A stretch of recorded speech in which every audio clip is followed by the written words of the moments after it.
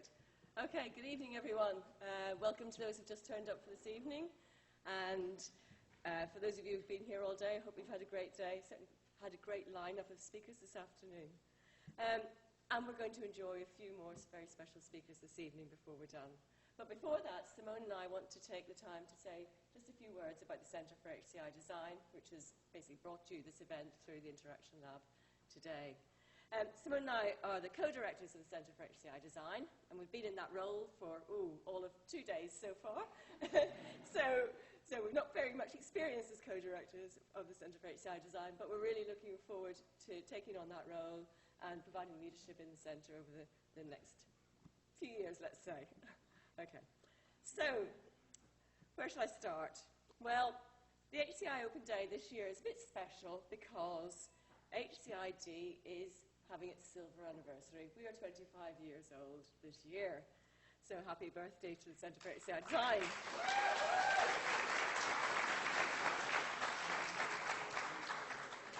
And over that time, I think we've become one of the certainly leading centres in the UK for HCI research, teaching and practice. I'm going to talk a little bit about the past. So as one of the people who's been here, or the person who's been in the centre for the longest, I'm so get the role of talking a bit about the past. Then Simone's going to talk a little bit about what's going on at the moment in HCID and what the future might hold for us. So HCID was set up back in 2000 and, no it wasn't, I've got the date wrong. That's a really bad start, and that's not even the beer. It was set up in 1991 by Stumpf, who was a leading name in HCI in the UK at that time. And he was based in the Department of Business Computing here. And from the very outset, it was a small centre, but there was a vibrant community of PhD students and lots of research going on, attracting funding from the UK and the EU. And there's at least a couple of people in this room who will know Alistair, I believe.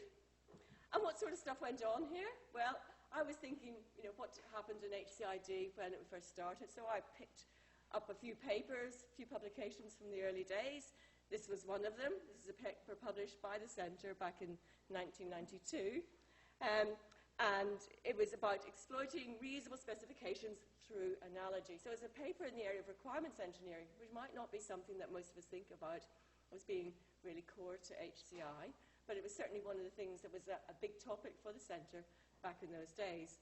Neil Maiden was one of the authors of this paper, and Neil is still interested in analogy, but now he's moved on to thinking about analogy in the context of creativity and provoking creativity. And I discovered to my delight there's at least one other person in the room today who is an author on this paper. Mark, where have you gone? Are you still here? So we've got a bit of history here today. So that was one of the things that HCID did in the early days. Perhaps a little more familiar, another publication coming from the Centre a few years later. This was published at the DISC conference, the ACM DISC conference, and it was reporting a study to compare evaluation techniques. More specifically, it compared user testing and heuristic evaluation. That's a theme that will be familiar to a lot of the students who've come through our master's course. And it concluded that user testing was good for some things, like finding problems users were having, and heuristics were good for other things, like possibly diagnosing the source of those problems. So obviously, an interest in evaluation and HCI was core to the work going on here right from the outset. Moving on in time a bit, in millennium, yes, I know the terrible photograph, but in the new millennium, saw new times for the Centre.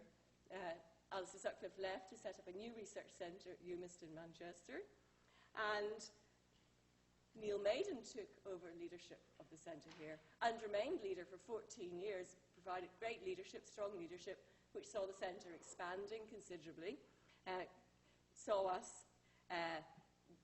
attracting more staff, more PhD students, more research. 2000 was also the year when we started to produce a newsletter, and some of you may have been the lucky recipients of such a newsletter over the years. In 2004, we established our Human-Centered Systems Master's course, and I'm really pleased to see quite a few alumni in the room today.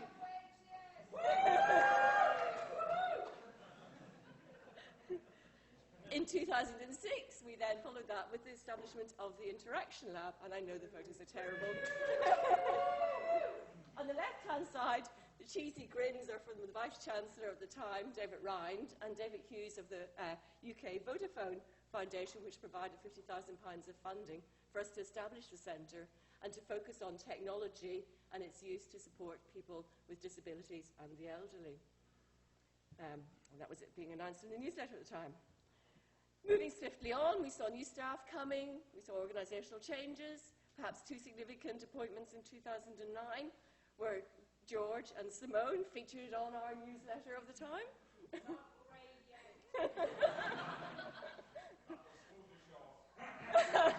And I think George might still have the same photo on his webpage.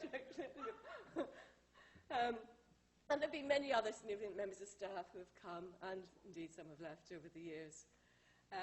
And instead of spending another 10 minutes or 20 minutes or 2 hours telling you about all of them, I just thought I would put as many of the people's names I could remember or find from the newsletters and up on a couple of slides. So these are all the members of staff. People have been academic staff, lecturers, senior lecturers, professors in the centre since it started back in 1991.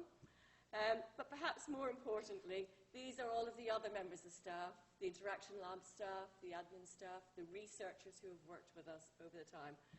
And I just felt an incredible sense of pride, actually, when I put this together, to see all the names, to see all these people, to remember what they'd done in the centre, and to think about the wonderful places that they've moved on to when they've left us. And again, there's quite a few people whose names are up there who are also in this room here today. And it's been a real privilege to work with all of those people. And the people on the next slide, who are the PhD students who have studied with us and graduated with us and moved on to great careers in UX and HCI after leaving us. And again, there's some people in the room here whose names are up there. Some of them are still studying, the noisy ones, but some others have moved on. And it's just, I have a great sense of pride at the students that the centre has produced and what they have achieved during their time with us and afterwards. And that's all I'm going to say, except that the other really important part of this being in this centre is being a member of the centre and the social activities that go on. And I thought I'd finish with a picture of our annual picnic, which unfortunately I managed to miss this year because it was scheduled when I was away. But I think it gives a sense of the community and how much fun it can be to be a member of HCID. So now I'd like to hand over to Simone to say a little bit about the present and the future.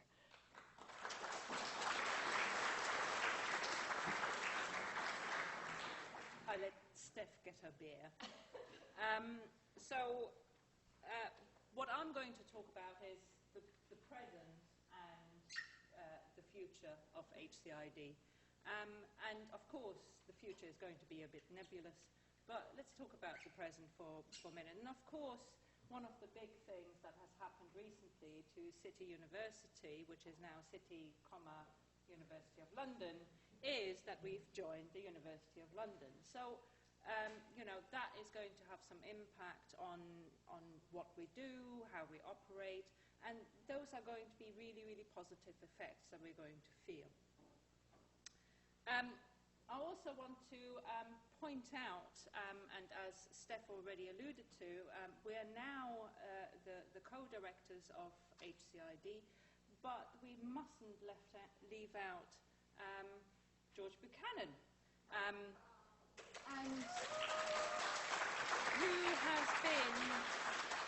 who has been leading the centre for the last couple of years, at least, and so you all have already thanked him, but we really thank him for his leadership in those times.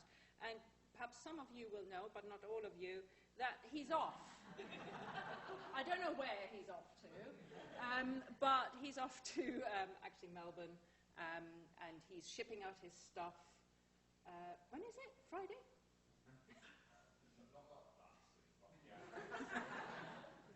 My stuff is leaving in 10 days. All right. And it takes 8 weeks to get to Australia. There you go. So we wish him well in his future, and we were really grateful to have his leadership. So one of the things that I want to talk about is, again, what is it like and what does HCID do presently? And, all of these pictures that are sort of appearing are just a smattering of people who are not too camera shy to to actually have the picture taken. And I want to mention the research that we do as a center. Currently, we do a lot of different research. We are very diverse, but we have special focal points in personal information and healthcare, especially healthcare apps. We also focus quite a lot on trust and persuasion in smart and interactive systems. And we do quite a lot of accessibility, and I want to highlight Steph's project in Eva Park, who has actually won the Tech for Good Award last year, right?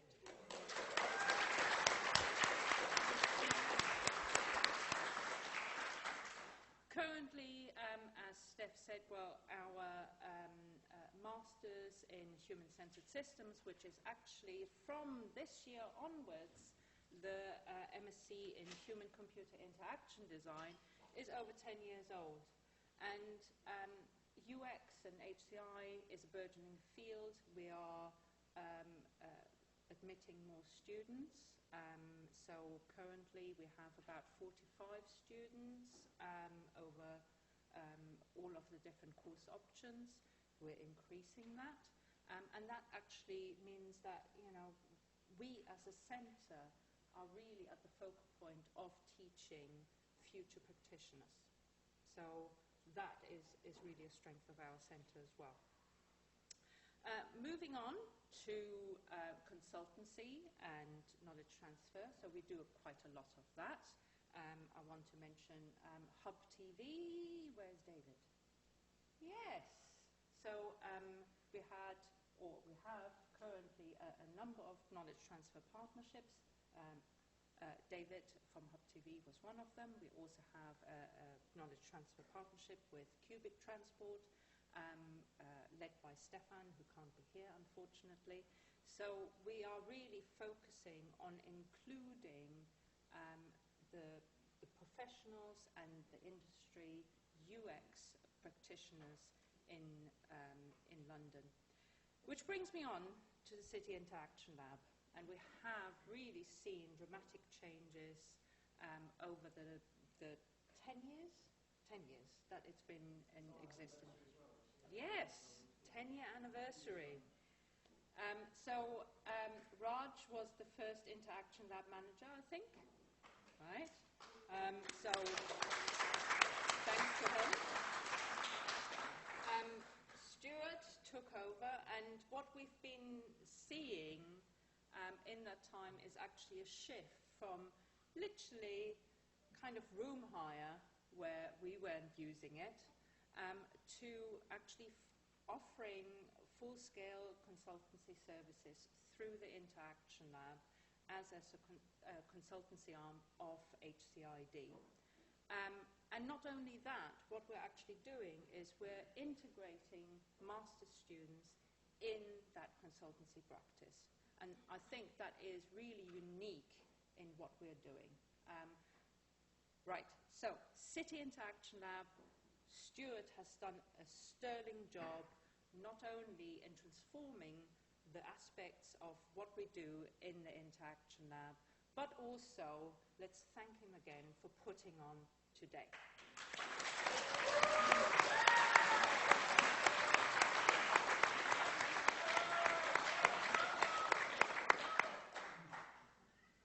He has a fan club. So finally, thanks Stuart for setting the topic of past, present and future, and I was like, well, what can I put as future? Perhaps I should just, in the words of Tom Stewart earlier today, say, who knows? But as I put these slides together just in time last night, I didn't know what Tom was going to say, so I just put in 3 things where I think might actually be where the future of HCID lies, and perhaps also the future of UX. Firstly, I think there's some really interesting work that we're doing as part of the centre, but also that is starting to appear in more mainstream applications. So that is novel modes of interaction. And particularly in the centre, we're doing stuff around scent, around haptics, as really these novel modes of interaction. So where you're moving away from being tied to the screen, but you get your information in a different way. And I think that is really, really interesting. Right? Secondly, we're also doing currently some work, and we're doing actually quite a lot of work in physical computing, and I include Internet of Things in this as well. So you see the picture of Arduino there, and I think this really interesting interaction between the physical, the software, and the user is going to become more and more prevalent, and that is sort of going to be a major focus of research for us. And then finally, it's something close to my heart, which is mirroring my research interests and also the research interests of a lot of other staff of HCID, which is AI. And you wouldn't really think that AI, artificial intelligence, has anything to do with humans. They are so alien, so unlike humans. But we have to realize that these systems become more and more mainstream, and they have to work with humans. And so how can we actually design interactions with them that work, that actually take account of what humans know, what they want, what they do? So I think the sort of research about human-centered AI and explainable AI is going to be another focus point for us.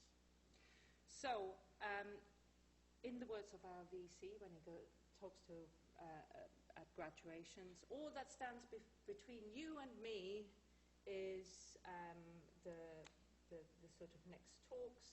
So I'm going to vacate this slot and hand over, I think, to Paul. All right, thank you.